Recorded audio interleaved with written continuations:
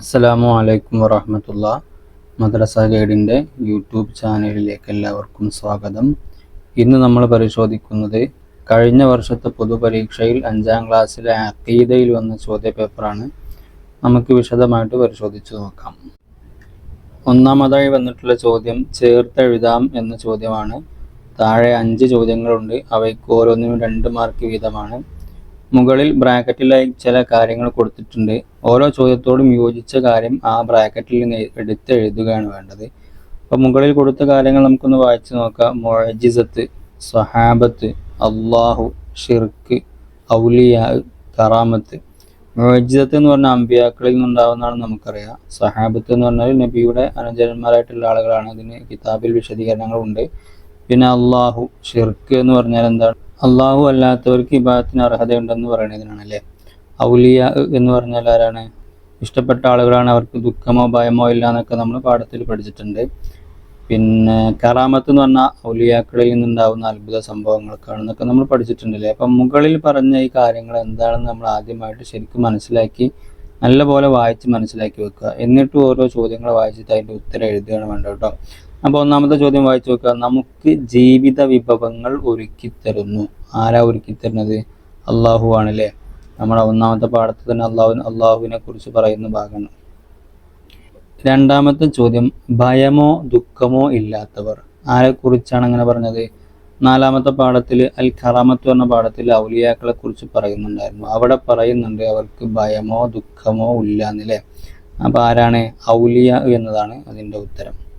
3ാമത്തെ ചോദ്യം അള്ളാഹു അല്ലാതെ ഇബാദത്തിന് അർഹനായി മറ്റൊരാളുണ്ടെന്ന വിശ്വാസം. അള്ളാഹു അല്ലാതെ ഇബാദത്തിന് അർഹരുണ്ടെന്ന വിശ്വാസത്തിനാണ് എന്ത് പറയാ? ഷിർക്ക് എന്ന് പറയല്ലേ.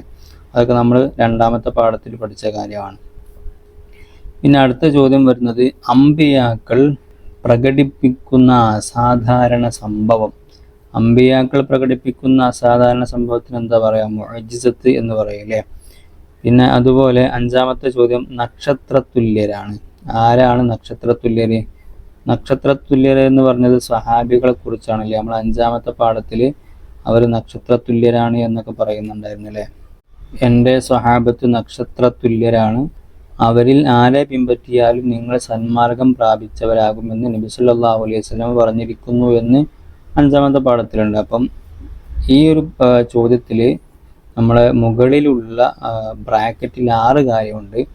ചോദ്യം 5 ഉള്ളൂ. അപ്പോൾ വളരെ സൂക്ഷിച്ചു വേണം നമ്മൾ എഴുതാൻ. നമ്മൾ മിക്കവാറും തെറ്റിപ്പോവാൻ സാധ്യതയുള്ള ഒരു ചോദ്യമാണ്. കാരണം 6 ചോദ്യങ്ങൾ, 6 ഓപ്ഷൻ ഉണ്ടാകുമ്പോൾ നമ്മൾ ഏതാണ് എവിടേക്കാണെന്നുള്ളത് നമുക്ക് തെറ്റിപ്പോകും. അപ്പോൾ ആ ഒരു ചോദ്യം നമുക്ക് എന്തായാലും മാർക്ക് കിട്ടുന്ന ഒരു ചോദ്യം ആയതുകൊണ്ട് വളരെ സൂക്ഷിച്ച് തന്നെ എഴുതണം കേട്ടോ. ആദ്യം ആ ബ്രാക്കറ്റിൽ കൊടുത്ത കാര്യങ്ങളൊക്കെ എന്താണെന്ന് മനസ്സിലാക്കിയിട്ട് പിന്നെ ചോദ്യം നല്ലപോലെ വായിച്ചിട്ട് ശരിക്കും ഉത്തരം എഴുതാൻ എല്ലാവരും ശ്രമിക്കണം. ധൃതി പിടിച്ച് ഉത്തരം എഴുതുന്ന ഒരു സ്വഭാവം നമ്മളടുത്ത് ഉണ്ടാവാൻ പാടില്ല. അത് കഴിഞ്ഞ് അടുത്ത ചോദ്യം നോക്കുകയാണെങ്കിൽ 2ാമത്തെ ചോദ്യം വരുന്നത് ശരി അടയാളപ്പെടുത്താം എന്നതാണ്. അവിടെയും 5 ചോദ്യങ്ങൾ കൊടുത്തിട്ടുണ്ട്. ഓരോ ചോദ്യങ്ങൾക്കും 2 മാർക്ക് വീതമാണ്. ഓരോ ചോദ്യങ്ങൾക്ക് നേരെയും ഒരു കള്ളിയിൽ 3 ഓപ്ഷൻ കൊടുത്തിട്ടുണ്ട്. അതിൽ ശരി ഏതാണെന്ന് നമ്മൾ ടിക്ക് മാർക്ക് ഇടുകയാണ് വേണ്ടത്. അപ്പോൾ 1ാമത്തെ ചോദ്യം വായിച്ചു നോക്കുക. അള്ളാഹുവിൻ്റെ ഇഷ്ടവും സംതൃപ്തിയും ലഭിച്ചവരാണ്. ആരെക്കുറിച്ചാണ് അങ്ങനെ പറഞ്ഞത്? നമ്മുടെ 4ാമത്തെ പാഠത്തിൽ അൽ ഖറാമത്ത് എന്ന പറഞ്ഞ പാഠത്തിൽ പറയുന്നുണ്ടായിരുന്നു ഔലിയാക്കൾക്ക് അള്ളാഹുവിൻ്റെ ഇഷ്ടവും സംതൃപ്തിയൊക്കെ ലഭിച്ചവരാണെന്ന് പറയുന്നുണ്ട് അല്ലേ. അപ്പോൾ ഔലിയ എന്നതാണ് ശരി. 3 ഓപ്ഷനോട് കൊടുത്തിട്ടുണ്ട്. ജിന്നുകൾ, ഔലിയ, മുബ്തദിഅ. അതിൽ ഔലിയ എന്നതാണ് ശരി. അതിൻ്റെ നേരെ ശരി അടയാളപ്പെടുത്തി കൊടുക്കുക. 2ാമത്തെ ചോദ്യം നൈൽ നദിയിൽ ഇടാൻ കത്തെഴുതിയ ഭരണാധികാരി ആരായിരുന്നു? 3 ഓപ്ഷൻ ഉണ്ട്. മുആവിയ റളിയല്ലാഹു അൻഹു, അലി റളിയല്ലാഹു അൻഹു, ഉമർ റളിയല്ലാഹു അൻഹു. അതും നമ്മൾ 4ാമത്തെ പാഠത്തിൽ നിന്നുള്ള ചോദ്യമാണ്. നമ്മൾ കറാമത്തിനെ കുറിച്ച് പറഞ്ഞുകൊടുത്ത് ഉമർ റളിയല്ലാഹുവിൻ്റെ കറാമത്ത് പറഞ്ഞിട്ടുണ്ടായിരുന്നു അല്ലേ. നൈൽ നദിയിലേക്ക് കത്തെറി ഇടുന്ന സംഭവങ്ങളൊക്കെ പറഞ്ഞിട്ടുണ്ടായിരുന്നു. അപ്പം ഉമർ റളിയല്ലാഹു അൻഹു എന്നതാണ് ശരി. 3ാമത്തെ ഓപ്ഷനാണ് ശരി കേട്ടോ. ഇനി 3ാമത്തെ ചോദ്യം അമ്പിയാക്കൾ അല്ലാത്ത മനുഷ്യരിൽ ഏറ്റവും ശ്രേഷ്ഠരാണ്. അമ്പിയാക്കൾ അല്ലാത്ത മനുഷ്യരിൽ ഏറ്റവും ശ്രേഷ്ഠർ ആരാണ്? ആരെക്കുറിച്ച് അങ്ങനെ പറഞ്ഞത്? ഉലമാവിനെ കുറിച്ച്, സ്വഹാബികളെ കുറിച്ച്, താബിഈകളെ കുറിച്ച്. ആരെക്കുറിച്ചാണ് പറഞ്ഞത്? നമ്മൾ 5ാമത്തെ പാഠം സ്വഹാബികളെ കുറിച്ച് പറയുന്ന പാഠാണല്ലേ. അസ്ഹാബുൻ നബി സല്ലല്ലാഹു അലൈഹി വസല്ലം എന്ന് പറഞ്ഞ പാഠത്തിൽ പറയുന്നുണ്ടായിരുന്നു. സ്വഹാബികൾ അമ്പിയാക്കൾ അല്ലാത്ത മനുഷ്യരിൽ ഏറ്റവും ശ്രേഷ്ഠരാന്ന് പറഞ്ഞിട്ടുണ്ടായിരുന്നു അല്ലേ. അപ്പോൾ സഹാബികൾ എന്നതാണ് ശരി. അപ്പോൾ അതിന് നേരെ നമുക്ക് ശരി അടയാളപ്പെടുത്തി കൊടുക്കാം. ഇനി അടുത്ത ചോദ്യം, നാലാമത്തെ ചോദ്യം, പ്രമാണങ്ങൾ സ്വന്തമായി വ്യാഖ്യാനിക്കുന്നവർ. പ്രമാണങ്ങളൊക്കെ വ്യാഖ്യാനിക്കേണ്ടത് ആരാണ്? വലിയ വലിയ പണ്ഡിതന്മാരൊക്കെയാണ് അല്ലേ. അപ്പോൾ സ്വന്തമായിട്ട് പ്രമാണങ്ങൾ വ്യാഖ്യാനിക്കുന്നവർക്ക് എന്താണ് പറയുക? 3 ഓപ്ഷനുകൾ കൊടുത്തിട്ടുണ്ട്. മുബത്തദിഉകൾ, ജിന്നുകൾ, മലക്കുകൾ. ആരാണത്? മുബത്തദിഉകളാണല്ലേ. നമ്മൾ 6ാമത്തെ പാഠത്തിൽ പറയുന്ന കാര്യമാണ് മുബത്തദിഉകൾ. അഹ്ലു സുന്നത്തി വൽ ജമാഅ എന്ന പാഠമുണ്ടല്ലോ, ആ പാഠത്തിൽ ഈ കാര്യങ്ങളൊക്കെ പറയുന്നുണ്ട് കേട്ടോ. ഇനി 5ാമത്തെ ചോദ്യം, അള്ളാഹുവിനോട് നടത്തുന്ന സഹായാർത്ഥന, അതിനെന്താണ് പറയാ? അത് നമ്മൾ 7ാമത്തെ പാഠത്തിൽ നിന്നുള്ള ചോദ്യമാണ്. നമ്മുടെ 7ാമത്തെ പാഠം എന്തായിരുന്നു? 7ാമത്തെ പാഠം ദുആ എന്നുള്ള പാഠമാണല്ലേ. അപ്പോൾ ഇവിടെ 3 ഓപ്ഷൻ കൊടുത്തിട്ടുണ്ട്. ശുക്ർ, ഇബാദത്ത്, ദുആ. ദുആ എന്നതാണ് ശരി ഉത്തരം. ആരാധനാണെന്ന വിശ്വാസത്തോടെ അള്ളാഹുവിനോട് നടത്തുന്ന സഹായാർത്ഥനയാണ് ദുആ എന്ന് നമ്മൾ 7ാമത്തെ പാഠത്തിൽ പറയുന്നുണ്ടായിരുന്നു കേട്ടോ. അപ്പോൾ പുസ്തകങ്ങളൊക്കെ നല്ലപോലെ എല്ലാ ഭാഗവും നല്ല ഉഷാറായിട്ട് വായിച്ച് ഓർമ്മയിൽ വെക്കണം. എന്നാൽ നമുക്ക് ഇത്തരം ചോദ്യങ്ങൾക്കൊക്കെ ഉത്തരം എഴുതാൻ വളരെ ഈസി ആയിരിക്കും. ഇനി അടുത്ത ചോദ്യം വരുന്നത് പൂർത്തിയാക്കാം എന്നതാണ്. ബ്രാക്കറ്റിലുണ്ട്, ആ ബ്രാക്കറ്റിലുള്ളത് എടുത്തിട്ട് പൂർത്തിയാക്കിയാൽ മതി. അപ്പോൾ 1ാമത്തെ ചോദ്യം, അല ഇന്ന ഡാഷ് അല്ലാഹി ഡാഷ് അലൈഹിം ഡാഷ് യഹ്സനൂൻ. അപ്പോൾ എന്താണ് അതിൻ്റെ ശരിയായ രൂപം? 3 വാക്കുകൾ ബ്രാക്കറ്റിലുണ്ട്, അത് ശരിയായ സ്ഥലത്ത് ഓരോന്നും വെച്ചു കൊടുക്കുകയാണ് വേണ്ടത്. അപ്പോൾ അല ഇന്ന ഔലിയ അല്ലാഹി ലാ ഖൗഫുൻ അലൈഹിം വലാഹും യഹ്സനൂൻ എന്ന രൂപത്തിലാണത് വേണ്ടത്. നമ്മൾ 4ാമത്തെ പാഠത്തിൽ നമ്മൾ പഠിച്ച കാര്യമായിരുന്നു. ഔലിയാക്കൾക്ക് ദുഃഖമോ സങ്കടമോ ഒന്നുമില്ല, നമ്മൾ ഭയമോ ഇല്ല നമ്മൾ പഠിച്ചില്ലേ, ആ കാര്യം പറയുന്ന ആയത്താണ്. അപ്പോൾ ആ കാര്യം നമ്മൾ കാണാതെ പഠിക്കേണ്ട ഭാഗമാണ് അതൊക്കെ. ഇനി അടുത്ത ചോദ്യം, ഖുൽ ലാ ഡാഷ് മൻഫി ഡാഷ് അൽ അർളി ഡാഷ് ഇല്ലല്ലാഹ്. അപ്പം അതിൻ്റെ ഇടയിൽ വിട്ടുപോയ 3 വാക്കുകളുണ്ട്, അത് 3ഉം ബ്രാക്കറ്റിൽ കൊടുത്തിട്ടുണ്ട്. അപ്പം അതിൻ്റെ ശരിയായ രൂപം എങ്ങനെയാണ്? ഖുൽ ലാ യഅലമു മൻ ഫിസ് സമാവാതി വൽ അർളി അൽ ഗൈബ ഇല്ലല്ലാഹ്. അതും 8ാമത്തെ പാഠത്തിലുള്ള ചോദ്യമായിരുന്നു. 8ാമത്തെ പാഠത്തിലുള്ള ഒരു ആയത്താണ്. ഗൈബിൻ്റെ ഇൽമുൽ ഗൈബിനെ കുറിച്ച് പറയുന്ന പാഠമുണ്ടായിരുന്നില്ല, ആ പാഠത്തിലുള്ള ചോദ്യമായിരുന്നു, അതിനുള്ള ചോദ്യമാണ്. ഇനി 3ാമത്തത്, ഇന്ന ഡാഷ് നസ്സൽന ഡാഷ് വ ഇന്ന ഡാഷ് ഹാഫിളൂൻ. ഇത് നമ്മുടെ 9ാമത്തെ പാഠം ഉണ്ടായിരുന്നില്ല, ഇജാസുൽ ഖുർആൻ, ആ പാഠത്തിനുള്ള ചോദ്യമാണ്. എന്താണ് അതിൻ്റെ ശരിയായ രൂപം? ഇന്നാ നഹ്നു നസ്സൽന ദിക്റ വ ഇന്നാ ലഹു ലഹാഫിളൂൻ. അപ്പോൾ ഇത്തരത്തിലുള്ള കാര്യങ്ങളൊക്കെ നമുക്ക് പൂരിപ്പിക്കാൻ കഴിയണമെങ്കിൽ നമ്മൾ പാഠഭാഗത്തിലുള്ള ആയത്തുകൾ ഹദീസുകളൊക്കെ കാണാതെ പഠിച്ചിരിക്കണം കേട്ടോ, ഇൻഷാ അല്ലാഹ്. ഇനി അടുത്ത ചോദ്യം വരുന്നത് ചേരുംപടി ചേർക്കാനാണ്. 2 ഭാഗത്ത് കുറച്ച് കാര്യങ്ങൾ കൊടുത്തിട്ടുണ്ടാവും. അതിൻ്റെ 1ാമത്തെ ഭാഗത്തിലുള്ളതിനോട് യോജിച്ച കാര്യങ്ങൾ 2ാമത്തെ ഭാഗത്തിൽ നിന്ന് ഡാഷ് ഇട്ട ഭാഗത്ത് എഴുതി കൊടുക്കുകയാണ് വേണ്ടത്. അപ്പോൾ 1ാമത്തെ ഭാഗത്തുള്ള കാര്യങ്ങൾ നമുക്കൊന്ന് വായിച്ചു നോക്കാം. മുഹമ്മദുൻ സല്ലല്ലാഹു അലൈഹി വസല്ലം, 2 ഇബ്രാഹിം അലൈഹിസ്സലാം, 3 ഉമർ റളിയല്ലാഹു അൻഹു, 4 ഈസ അലൈഹിസ്സലാം. അപ്പോൾ അതിൽ നിന്ന് ഓരോ പേരുകൾക്കും യോജിച്ച കാര്യങ്ങൾ അപ്പുറത്തുണ്ടാവും, അത് എഴുതി കൊടുക്കുകയാണ് വേണ്ടത്. ഇവിടെ കൊടുത്തത് ഓരോരുത്തരുടെയും മുഅ്ജിസത്ത് കറാമത്തുമായി ബന്ധപ്പെട്ട കാര്യമാണ്. 1ാമത്തത് മുഹമ്മദ് സല്ലല്ലാഹു അലൈഹി വസല്ലം, നബി സല്ലല്ലാഹു അലൈഹി വസല്ലമയുടെ ബന്ധപ്പെട്ട കാര്യം ഏതാണ്? അൽ ഇസ്രാഉ വൽ മിഅ്റാജ് എന്നാണ് അല്ലേ. നബി സല്ലല്ലാഹു അലൈഹി വസല്ലമയുടെ ഒരു മുഅ്ജിസത്താണ് ഇസ്രാഉം മിഅ്റാജും. ഇനി 2ാമത്തത് ഇബ്രാഹിം അലൈഹി സ്വലാമിനോട് ബന്ധപ്പെട്ടത് അതാണ്, തീ കുണ്ടാരത്തിൽ എന്നാണ് അല്ലേ. ഇബ്രാഹിം നബി അലൈഹി സ്വലാമിനെ തീ കുണ്ടാരത്തിലേക്ക് എറിയുകയുണ്ടായിരുന്നു അല്ലേ, 3ാമത്തെ പാഠത്തിൽ പറയുന്ന കാര്യമാണ് കേട്ടോ. ഇനി അടുത്ത ചോദ്യം വരുന്നത് ഉമർ റളിയല്ലാഹു അൻഹു എന്നതാണ്. ഉമർ റളിയല്ലാഹു അൻഹുമായി ബന്ധപ്പെട്ട കാര്യം ഏതാണ്? നൈൽ നദിക്ക് കത്ത് നൽകി അല്ലേ.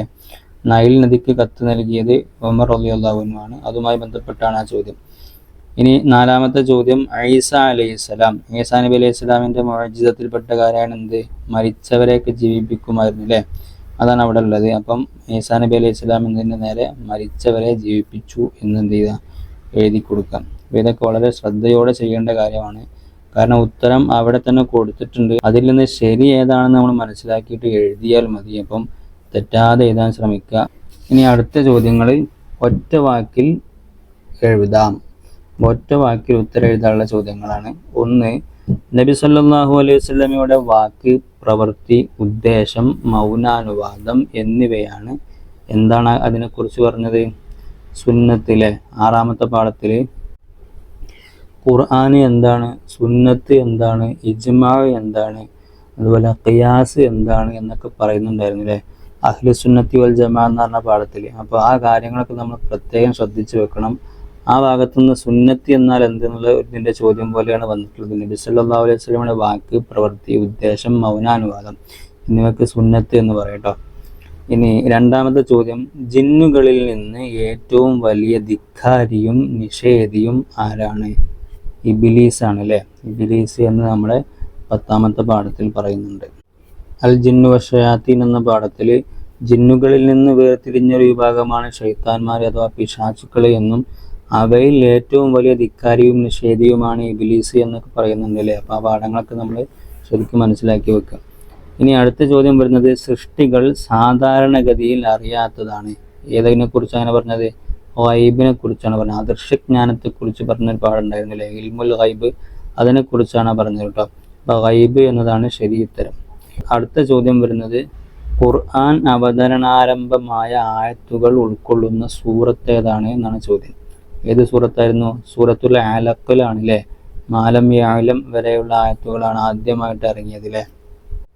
9-ാമത്തെ പാഠം ഇജാസുൽ ഖുർആൻ എന്ന പാഠത്തിൽ പറയുന്നതാണ്. ഒരുപാട് കാര്യങ്ങൾ പറയുന്നുണ്ട്, ആ കാര്യങ്ങളൊക്കെ മനസ്സിലാക്കി വെക്കണം. ജിബ്രീൽ അലൈഹിസ്സലാം മുഖേനയാണ് ഇറങ്ങിയത്. 23 വർഷങ്ങളിലായിട്ടാണ് ഇറങ്ങിയത്. ഹിറാ ഗുഹയിലാണ് ഇറങ്ങിയത്. അങ്ങനത്തെ കാര്യങ്ങളൊക്കെ നമ്മൾ മനസ്സിലാക്കി വെക്കട്ടോ. സൂറത്തുൽ അലഖിലെ ആദ്യം മുതൽ മാലം യഅലം വരെയുള്ള ആയത്താണ് ആദ്യമായിട്ട് ഇറങ്ങിയത്. ഇത്തരം കാര്യങ്ങളൊക്കെ നമ്മൾ മനസ്സിലാക്കി വെക്കണം ഇൻഷാ അല്ലാഹ്. ഇനി അടുത്ത ചോദ്യം വരുന്നത്, സത്യനിഷേധത്തിൻ്റെ ഇനങ്ങളിൽ ഏറ്റവും ഗുരുതരമായത് ഏതാണ്? റിദ്ദത്താണല്ലേ. റിദ്ദത്ത് എന്നൊരു പാഠം നമുക്കുണ്ടായിരുന്നു. റിദ്ദത്ത് എന്ന് പറഞ്ഞാൽ ഇസ്ലാമിൽ നിന്ന് പുറത്തു പോകുന്നൊരു കാര്യമാണ് അല്ലേ. അള്ളാഹു നമ്മളെ മുസ്ലിങ്ങളാക്കി എന്നുള്ളത് നമുക്ക് കിട്ടിയ വലിയ അനുഗ്രഹമാണ്. അതിൽ നമ്മൾ അഹങ്കരിക്കാനൊന്നും പാടില്ല അല്ലേ. അപ്പം അത്തരം കുറേപാട് കാര്യങ്ങൾ ആ പാഠത്തിൽ പറയുന്നുണ്ടായിരുന്നു. അപ്പോൾ ആ കാര്യങ്ങളൊക്കെ നമ്മൾ മനസ്സിലാക്കി വെക്കുക. ഇനി അടുത്ത ചോദ്യം വരുന്നത്, വ്യക്തമാക്കാം എന്നതാണ്. താഴെ കൊടുത്ത കാര്യങ്ങളൊക്കെ നമ്മൾ വ്യക്തമാക്കി എഴുതി കൊടുക്കണം. ഒന്നാമത്തത്, ബിദ്അത്തുൻ ളലാലത്തുൻ എന്ന് പറഞ്ഞാൽ എന്താണ് ബിദ്അത്തുൻ ളലാലത്ത് പറഞ്ഞാൽ? ബിദ്അത്ത് എന്ന് പറഞ്ഞാൽ നബി സല്ലല്ലാഹു അലൈഹി വസല്ലമയുടെ ശേഷം ഉണ്ടായ എല്ലാ കാര്യങ്ങൾക്കും ഭാഷാർത്ഥപ്രകാരം ബിദ്അത്ത് എന്ന് പറയാമെന്ന് നമ്മൾ പഠിച്ചിട്ടുണ്ട്. എന്നാൽ ബിദ്അത്തുൻ ഹസനത്തുൻ, ബിദ്അത്തുൻ ളലാലത്തും എന്നിങ്ങനെ 2 ഇനമുണ്ട് അല്ലേ. എന്നാൽ അവിടെ ബിദ്അത്തുൻ ളലാലത്ത് എന്ന് പറഞ്ഞാൽ എന്താണ്? അതാണ് ഇവിടുത്തെ ചോദ്യം. ഖുർആന്, ഹദീസ്, ഇജ്മാ, സ്വഹാബത്തിന്റെ പ്രസ്താവന എന്നിവയോട് എതിരായവ ബിദ്അത്തുൻ ളലാലത്താണ് എന്ന് നമ്മൾ പുസ്തകത്തിൽ പറയുന്നുണ്ട്. അപ്പോൾ ആ കാര്യമാണ് ഇവിടെ എഴുതി കൊടുക്കേണ്ടത്. അപ്പോൾ ആ രൂപത്തിൽ നമ്മളത് മനസ്സിലാക്കി വെക്കണം കേട്ടോ. ഇനി അതിൽ 2-ാമത്തെ ചോദ്യം, അൽ ഖറാമത്തു. ഖറാമത്ത് എന്ന് പറഞ്ഞാൽ എന്താ? നമ്മുടെ 4-ാമത്തെ പാഠം അൽ ഖറാമത്തു എന്നതായിരുന്നു അല്ലേ. ആ പാഠത്തിൽ പറയുന്ന കാര്യമാണ്, ഔലിയാക്കളിലൂടെ പ്രകടമാകുന്ന അസാധാരണ സംഭവങ്ങൾക്കാണ് ഖറാമത്ത് എന്ന് പറയുക അല്ലേ. അപ്പോൾ ആ കാര്യം നമ്മൾ മനസ്സിലാക്കി വെക്കുക. അതുപോലെ മുഅ്ജിസത്ത് എന്ന് പറഞ്ഞാൽ എന്താണെന്നൊക്കെ നമ്മൾ പാഠത്തിൽ പറയുന്നുണ്ട്. ആ കാര്യങ്ങളൊക്കെ നമ്മൾ കൂട്ടത്തിൽ മനസ്സിലാക്കി വെക്കണം. ഇനി 3-ാമത്തെ ചോദ്യം, അൽ ഖുലഫാഉർ റാഷിദൂൻ എന്ന പേരിൽ അറിയപ്പെട്ടവർ ആരാണ്? ആരൊക്കെയായിരുന്നു അൽ ഖുലഫാഉർ റാഷിദൂൻ എന്നത്? നമ്മൾ 5-ാമത്തെ പാഠത്തിൽ പറയുന്നുണ്ട്. അൽ ഖുലഫാഉർ റാഷിദൂൻ എന്ന് പറഞ്ഞാൽ അബൂബക്കർ സിദ്ദീഖ് റളിയല്ലാഹു അൻഹു, ഉമർ റളിയല്ലാഹു അൻഹു, ഉസ്മാൻ റളിയല്ലാഹു അൻഹു, അലി റളിയല്ലാഹു അൻഹു. ഈ കാര്യങ്ങളൊക്കെ നമ്മൾ മനസ്സിലാക്കി വെക്കാം. ഇനി അതിൽ അടുത്ത ചോദ്യം വരുന്നത്, സ്വർഗം കൊണ്ട് സന്തോഷ വാർത്ത അറിയിക്കപ്പെട്ടവരെ മാത്രം എടുത്തെഴുതുക. അപ്പോൾ അവിടെ കുറേ ആൾക്കാരുടെ പേര് കൊടുത്തിട്ടുണ്ട്. അതിൽ നിന്ന് സ്വർഗം കൊണ്ട് സന്തോഷ വാർത്ത അറിയിക്കപ്പെട്ട ആൾക്കാരുടെ പേരുകൾ നമ്മൾ താഴേക്ക് എടുത്തെഴുതണം. നമ്മളെ 5-ാമത്തെ പാഠത്തിൽ സ്വഹാബികളെ കുറിച്ച് പറഞ്ഞ പാഠത്തിൽ ഖുലഫാഉർ റാഷിദുകളുടെ പേര് പ്രത്യേകം എടുത്തു പറയുന്നുണ്ടായിരുന്നു. അതുപോലെ സ്വർഗം കൊണ്ട് സന്തോഷ വാർത്ത അറിയിക്കപ്പെട്ട 10 ആളുകളുടെ പേരും അവിടെ എടുത്തു പറയുന്നുണ്ട് അല്ലേ. അപ്പോൾ ആ കാര്യങ്ങളൊക്കെ നമ്മൾ പഠിച്ചു വെച്ചാൽ ഇവിടെ നമുക്കിത് എന്ത് ചെയ്താൽ ശരിക്കും എടുത്തെഴുതാൻ കഴിയും. അപ്പോൾ ഇവിടെ ഒരുപാട് ആളുകളുടെ പേര് കൊടുത്തിട്ടുണ്ട്. ആ പേരുകൾ നമുക്കൊന്ന് വായിച്ച് നോക്കാം. അബൂബക്കർ റളിയല്ലാഹു അൻഹു, ഹാരിസ് റളിയല്ലാഹു അൻഹു, സുബൈർ ഇബ്നു അവ്വാം റളിയല്ലാഹു അൻഹു, ത്വൽഹത്ത് ബിൻ ഉബൈദില്ലാഹ് റളിയല്ലാഹു അൻഹു, അലി റളിയല്ലാഹു അൻഹു, സഅദ് റളിയല്ലാഹു അൻഹു, അംർ ഇബ്നുൽ ആസ് റളിയല്ലാഹു അൻഹു, മിസ്അബ് റളിയല്ലാഹു അൻഹു. ഇത്രയും പേരുകളിൽ നിന്ന് സ്വർഗം കൊണ്ട് സന്തോഷ വാർത്ത അറിയിക്കപ്പെട്ടവരുടെ പേര് മാത്രം നമ്മൾ എടുത്തെഴുതണം. ആരൊക്കെയായിരുന്നത്? അബൂബക്കർ റളിയല്ലാഹു അൻഹു, സുബൈർ ഇബ്നു അവ്വാം റളിയല്ലാഹു അൻഹു, ത്വൽഹത്ത് ബിൻ ഉബൈദില്ലാഹ് റളിയല്ലാഹു അൻഹു, അലി റളിയല്ലാഹു അൻഹു, സഅദ് റളിയല്ലാഹു അൻഹു. ഇത്രയും ആളുകളാണ് സ്വർഗം കൊണ്ട് സന്തോഷ വാർത്ത അറിയിക്കപ്പെട്ട ആളുകൾ. സ്വർഗം കൊണ്ട് സന്തോഷ വാർത്ത അറിയിക്കപ്പെട്ട എല്ലാ ആളുകളുടെയും പേര് പഠിച്ചു വെച്ചാൽ മാത്രമേ നമുക്ക് ഈ ചോദ്യത്തിന് ഉത്തരം എഴുതാൻ കഴിയുള്ളൂ. അതുകൊണ്ട് നമ്മൾ ആ കാര്യങ്ങളൊക്കെ മനസ്സിലാക്കി വെക്കണം കേട്ടോ. ഇനി അടുത്ത ചോദ്യം വരുന്നത് ഉത്തരം എഴുതാം എന്ന ചോദ്യമാണ്. 4 ചോദ്യങ്ങൾ കൊടുത്തിട്ടുണ്ട്. ഒന്നാമത്തെ ചോദ്യം, ദോഷങ്ങൾ ഈമാൻ തെറ്റിപ്പോകാൻ കാരണമാകുമെന്ന് പറഞ്ഞതാരാ? അരിദത്ത് എന്ന പാഠത്തിൽ മഹാനായ അബു ഹഫ്സ് അൽ ഹദ്ദാദ് റളിയല്ലാഹു അൻഹു പറയുന്ന കാര്യം ഉണ്ടായിരുന്നു അല്ലേ? അതാണ് ഈ കാര്യം. എന്താണ്? ദോഷങ്ങൾ ഈമാൻ തെറ്റിപ്പോകാൻ കാരണമാകുമെന്ന് പറഞ്ഞിട്ടുണ്ടായിരുന്നു അല്ലേ? അപ്പോൾ ആരാണത്? അബു ഹഫ്സ് അൽ ഹദ്ദാദ് റഹിമഹുമുല്ലാ ആണ് അവിടെ ഉത്തരം എഴുതേണ്ടത്. അപ്പോൾ ആ കാര്യം നമ്മൾ മനസ്സിലാക്കി വെക്കാം. അതിൽ രണ്ടാമത്തെ ചോദ്യം, മുർത്തദ്ദായി മരണപ്പെട്ടാൽ ചെയ്യാവതല്ല എന്തെല്ലാം? ഒരാൾ മുർത്തദ്ദായി മരണപ്പെട്ടാൽ അതിന് ചെയ്തു കൊടുക്കാൻ പറ്റാത്ത ഒരുപാട് കാര്യങ്ങൾ ആ 13ാമത്തെ പാഠം അരിദ്ദത്ത് എന്ന പാഠത്തിൽ പറയുന്നുണ്ട്. എന്തൊക്കെയായിരുന്നു അത്? അവൻ്റെ മേൽ മയ്യത്ത് നിസ്കരിക്കുകയോ മുസ്ലിം ഖബർസ്ഥാനിൽ മറവ് ചെയ്യുകയോ ചെയ്യാവതല്ല എന്ന് പറഞ്ഞിട്ടുണ്ടായിരുന്നു അല്ലേ? അപ്പോൾ ആ കാര്യങ്ങളൊക്കെ നമ്മൾ മനസ്സിലാക്കി വെക്കുക. ഇനി അടുത്ത ചോദ്യം, തൗഹീദ് എന്നാൽ എന്താണെന്നുള്ളതാണ്. നമ്മൾ 2ാമത്തെ പാഠം ഉണ്ടായിരുന്നു, അശ്ശിർക്കു എന്ന് പറഞ്ഞ പാഠം ഉണ്ടായിരുന്നല്ലോ. ആ പാഠത്തിൽ തൗഹീദ് എന്താണെന്ന് പറയുന്നുണ്ടായിരുന്നു. എന്തായിരുന്നു?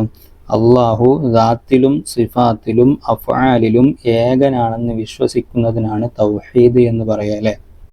അപ്പോൾ ആ കാര്യം നമ്മൾ കൃത്യമായിട്ട് മനസ്സിലാക്കി വെക്കുക. അതുപോലെ ഷിർക്ക് എന്നാൽ എന്താണെന്ന് ആ പാഠത്തിൽ പറയുന്നുണ്ട്, അതും നമ്മൾ മനസ്സിലാക്കി വെക്കണം കേട്ടോ.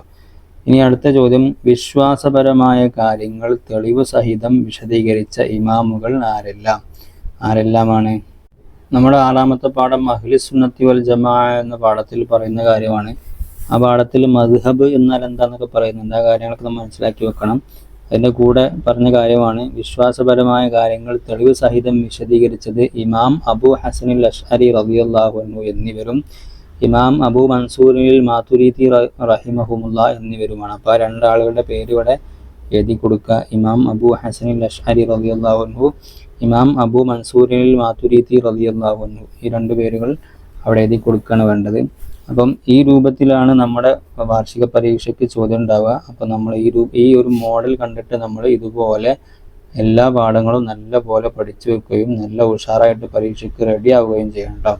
അപ്പോൾ എല്ലാവർക്കും വിജയാശംസകൾ നേരുന്നു.